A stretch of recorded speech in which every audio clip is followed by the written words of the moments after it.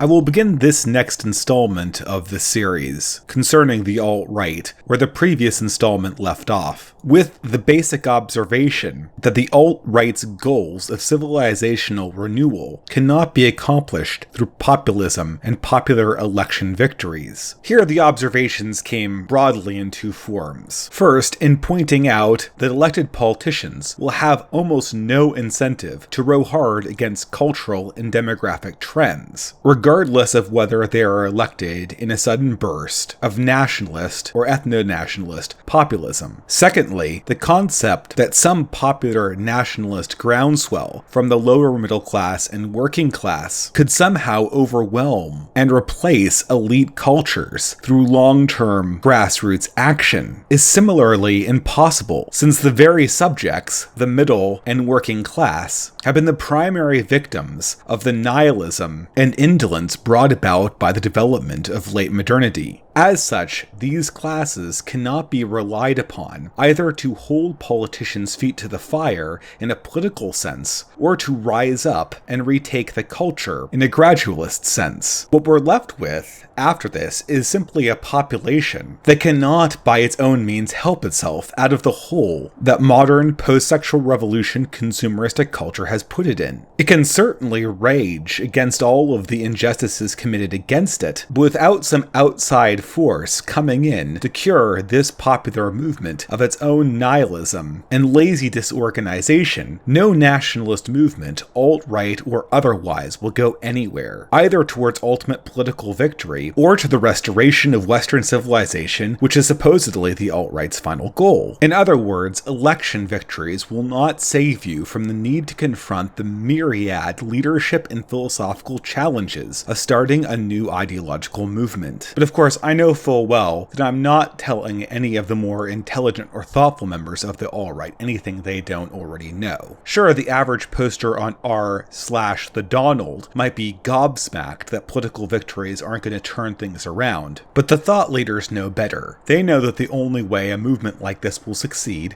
is from a new class of leaders who can take charge. And sure enough, I've heard this hope repeated again and again when it's come to thinkers on the alt-right, that some great leader or set of leaders is going to come marching in and set things right. I've long called this type of hope or this type of strategy the white knight principle. Now I know on the internet, white knight has associations with feminism and the sort of beta orbiters of desperate men who hang around feminist celebrities in order to curry favor. But really, when I talk about white knight in this sense, in the sense that I'm describing the principle and the strategy of waiting for some kind of dynamic leader, I really mean it in the older sense. In the older sense where white knight meant any kind of archetypical hero or leader who emerges out of nowhere into a totally disordered, chaotic community in extreme need, sets everything right, and subsequently returns that society from crisis back to its former glory and order. Of course, there are many instances of this white knight archetype, anywhere from the legends of King Arthur to the movies of Clint Eastwood and John Wayne. And it's not just mythological. Many similar figures exist in history, such as Cincinnatus and Jan Sobieski. Historical need and hardship has a tendency of creating great men. And therefore, the white knight isn't a myth, it's an actual historical force. But when we look at the alt-right and the movement of racial identity politics, is this hope that a dynamic and heroic leader, or even set of leaders, will emerge from their own crisis and need even possible? Should the good people of the alt-right be looking towards the horizon for a Lancelot or Shane to come galloping in and save them? Well, if you can't anticipate my answer, this really brings me to this video's main problem that the alt-right faces. And that is that the alt-right is incapable of recruiting, attracting, or developing the leaders it needs to facilitate its own success. Now, of course, here I anticipate that there'll be a large amount of pushback from many of the leaders of the alt-right, especially on the internet. But I hear similar sentiments from alt-right commenters on Twitter, and alt-right dissidents that happen to show up in my comments section. There's a certain disappointment in the current crop of alt-right leaders. and a general pessimism that any new, more dynamic leaders will emerge from the fray. One commenter in particular, Jolly Crocodile, has been very quick to point out that the alt-right's current leaders, ranging from Richard Spencer, Jared Taylor, and Greg Johnson, have not exactly been elites at the top of their form. In many ways, they look like elements of a weird counterculture, a motley crew of outsiders, not really the leaders of men. And to put a fine point on it, 2 out of the 3 leaders I mentioned don't even have families, well in their 30s. And that's at the head of a movement that makes pronatalism one of its primary causes. These people might be a good start in a meme war, in appealing to other unemployed NEETs, but they're not exactly going to be calling forth a cavalry charge on the siege of Vienna anytime soon. If the heroic generation of alt-right leadership is to come, it certainly hasn't arrived yet. But why not? Is there something that's stopping it from emerging? Okay, alright, so we can work through this. This isn't rocket science, because there's basically only 2 ways you get new leaders. You can either recruit new people to your cause, either through intentional recruitment efforts or red pilling or just by events, or you can train new leaders. Find people of a very young age and make sure you impart to them the qualities of leadership. But the alt-right, given its identity as a highly taboo, racialist identitarian movement, has incredibly difficult times doing both of these things. First, on the recruitment side, and here I think it's obvious, there's a reason why most of the alt-right leaders look like countercultural weirdos. And that's because despite all of the movement's gains to this point, the alt-right still drives the majority of its recruitment through communities of dispossessed and alienated individuals. People who, as I like to say, have caught in the rough edge of modernity. They've seen the true nihilistic face of modern society, and because of that, they have rebounded into something that they've seen as an antidote, namely, an identitarian movement made for them. And I say this with a lot of respect for people like Millennial Woes, but there's only so far that recruitment from communities like this is really going to take you. The alt-right can red pill NEETs, it can red pill angsty young white men and former factory workers, but when it comes to professionals, it's really going to have a difficult time. And those professional classes are where the real potential for effective and heroic leadership come from people who've already been trained to take those kind of roles in their professional and personal lives. Memes and cynical YouTubers aren't going to reach those people very effectively. And I know I've talked to a lot of commenters, a lot of alt-right commenters who are wondering why the alt-right leaders don't look more like middle America, don't all have 5 kids in a white picket fence. And, well, frankly, I think the answer is obvious. In addition to the sort of catch-22 problem of not having the more normal leaders that might interact and impress upon communities of middle-class professionals with families, there also is the more primary problem that middle-class families just have too much to lose, joining up with a highly taboo racialist movement. A 37-year-old father of 4 is not going to risk it voicing opinions that could get him fired. He has too much responsibility for that. I mean, people can whine about this being unfair or just the result of circumstances, but at the end of the day, the alt-right is effectively locked out of contact and recruitment inside what people on the internet might call normie communities. And by that, I mean middle-class professionals. And these communities of middle-class professionals are where elite heroic leaders come from. You know, a lot is said about the rise of the left, and even the left sympathetic to Marxism in the 20th century. But for the most part, during the early 20th century, when this was a fringe movement, when most of the people reading the Communist Manifesto were weirdos who didn't like society anyway, hard left movements were very ineffective at taking institutions and preserving power, because their leadership was of such an uncharismatic and unprofessional quality. It wasn't really until the late 20s and 30s, at which point the left began recruiting Parsons' daughters and well-meaning social justice activists, that the progressive and left movement could really transform itself from a fringe counterculture to something that could actually occupy high positions in corporations and government. And recruiting those type of people is just not something the alt-right has available to it anytime in the near future. Okay, so what about the alternative?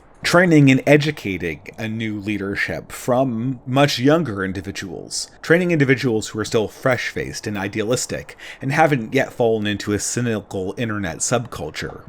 But once more, the alt-right doesn't have the ability to educate and train individuals, nor can it easily develop one. Now, I know in the last 2 years, ethno-nationalist movements have had incredible success in reaching out to young people. There's a lot of enthusiasm in the Twitterverse, a lot of teens and 20-year-olds on 4chan that support the movement. But coaxing people into a political movement that largely consists of shitposting and making silly memes is very different than developing minds and mentoring new talent. And I hear leaders talk about developing leadership, like developing leadership in the intellectual sense is just like doing political activism in a different way. But indeed, speaking as an academic, the two are completely different. Political activism, for the most part, is marketing. It's a low investment activity. Educating and training someone involves bringing discipline to bear. That can only come from committed teachers, training people in close networks. And I just don't see the capacity to generate that kind of commitment on the alt-right, nor do I see it emerging. Now, I think in an ideal world, what a movement like the alt-right would do, and what the left in fact did in the early 20th century, is to use the apparatus of educational institutions to piggyback the training of new ideological leaders. And here, I don't need to remind people of the very important role universities have had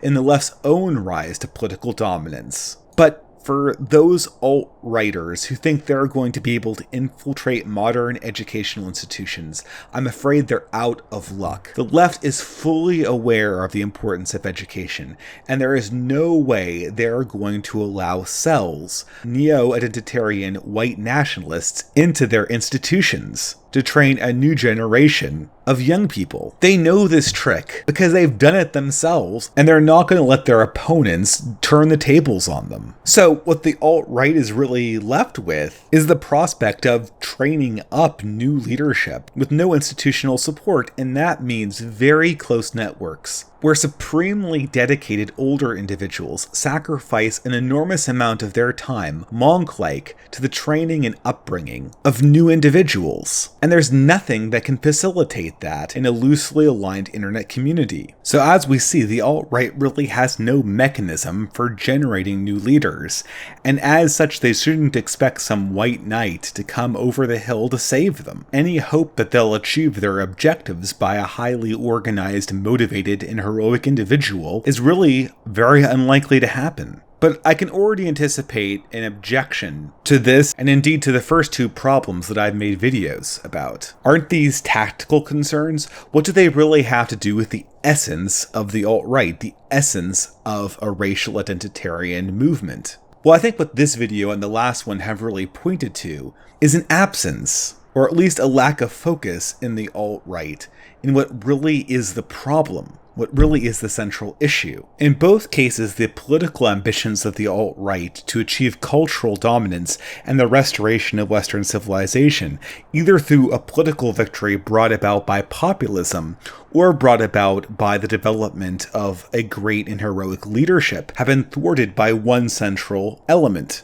one central problem. And that problem is the issue of modern nihilistic, consumeristic, and materialistic culture. The culture of modernity. And indeed, in both the popular case and in the case of developing new leadership, in spite of the fact that the alt-right rages against it, they are as much victims as anybody else. And because a movement based on racial identitarianism really only addresses this cultural issue tangentially, and in passing, members and leaders of the alt-right are continuously surprised when they fall into many of the same traps and pitfalls they thought were only reserved for progressives and nihilistic liberals.